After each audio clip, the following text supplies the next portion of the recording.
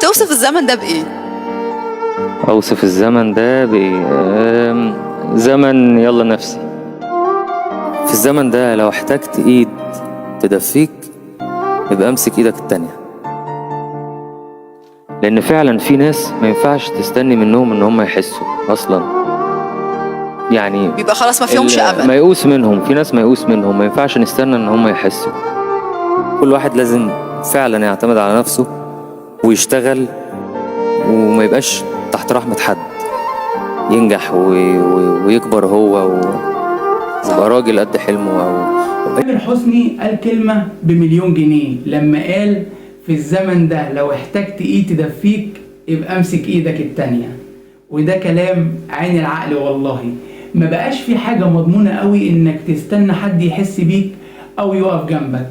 مش معنى كده ان الناس كلها وحشة، لا طبعا، الدنيا لسه فيها خير، بس الاكيد ان الاعتماد الكلي على الناس بقى زي اللي بيبني بيت على الرمل وبكرة يجي الموج ويطيره. ليه بقى الكلام ده؟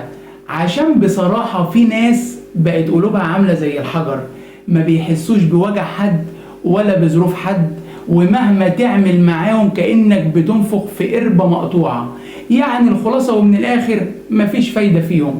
دول بقى اللي قال عليهم تامر حسني في نفس الفيديو ناس ميؤوس منهم.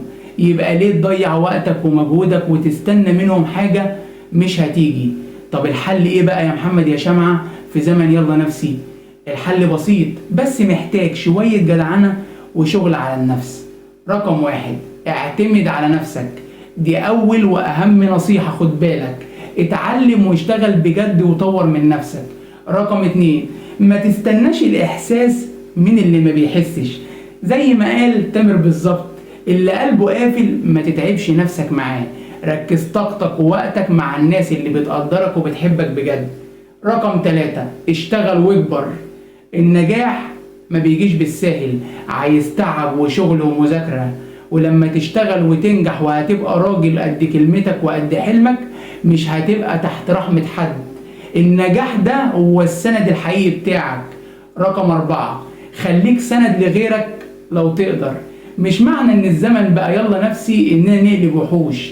لو ربنا كرمك وقدرت تساعد حد محتاج ما تتأخرش. الدنيا دوارة والخير اللي بتعمله هيرجع لك في يوم من الأيام. الخلاصة ومن الآخر عايز أقولك إن الحياة مش سهلة، وكل واحد فينا عنده معركته الخاصة، بس طول ما أنت مؤمن بنفسك وبتسعى وبتشتغل هتقدر تتغلب على أي صعاب. خليك سند لنفسك وما تستناش كتير من اللي حواليك، وعيش راجل بجد في زمن بيقول يلا نفسي.